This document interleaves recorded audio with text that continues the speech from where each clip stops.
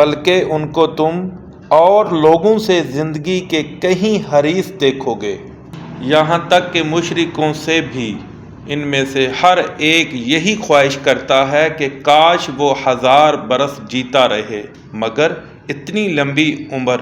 اس کو مل بھی جائے تو اسے عذاب سے تو نہیں چھڑا سکتی۔ اور جو کام یہ کرتے ہیں اللہ ان کو دیکھ رہا ہے۔ کہہ دو کہ جو شخص جبرائیل کا دشمن ہو اس کو غصے میں مر جانا چاہیے، اس نے تو یہ کتاب اللہ کے حکم سے تمہارے دل پر نازل کی ہے، جو پہلی کتابوں کی تصدیق کرتی ہے اور ایمان والوں کے لیے ہدایت اور بشارت ہے۔ جو شخص اللہ کا اور فرشتوں کا اور اس کے پیغمبروں کا اور جبرائیل کا اور میکائیل کا دشمن ہو تو ایسے کافروں کا اللہ دشمن ہے۔ اور ہم نے تمہارے پاس سلجھی ہوئی آیتیں ارسال فرمائی ہیں، اور ان سے انکار وہی کرتے ہیں جو بد کردار ہیں۔ ان لوگوں نے جب اللہ سے عہد واثق لیا تو ان میں سے ایک فریق نے اس کو کسی چیز کی طرح پھینک دیا۔ حقیقت یہ ہے کہ ان میں اکثر بے ایمان ہیں۔ اور جب ان کے پاس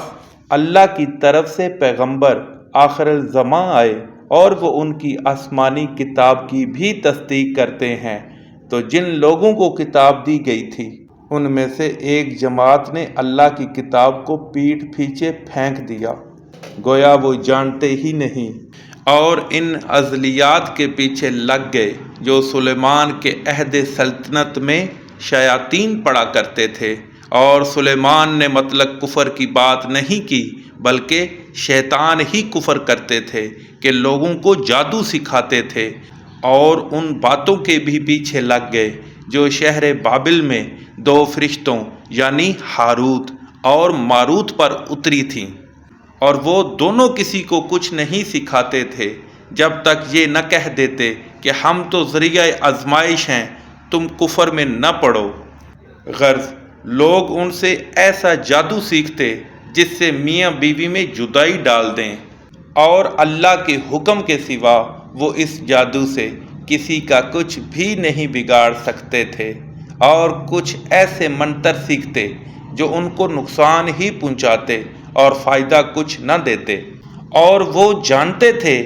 کہ جو شخص ایسی چیزوں یعنی سحر اور منتر وغیرہ کا خریدار ہوگا اس کا آخرت میں کچھ حصہ نہیں، اور جس چیز کے عوض انہوں نے اپنی جانوں کو بیچ ڈالا وہ بری تھی، کاش وہ اس بات کو جانتے، اور اگر وہ ایمان لاتے اور پرہیزگاری کرتے تو اللہ کے ہاں سے بہت اچھا صلہ ملتا، اے کاش وہ اس سے واقف ہوتے۔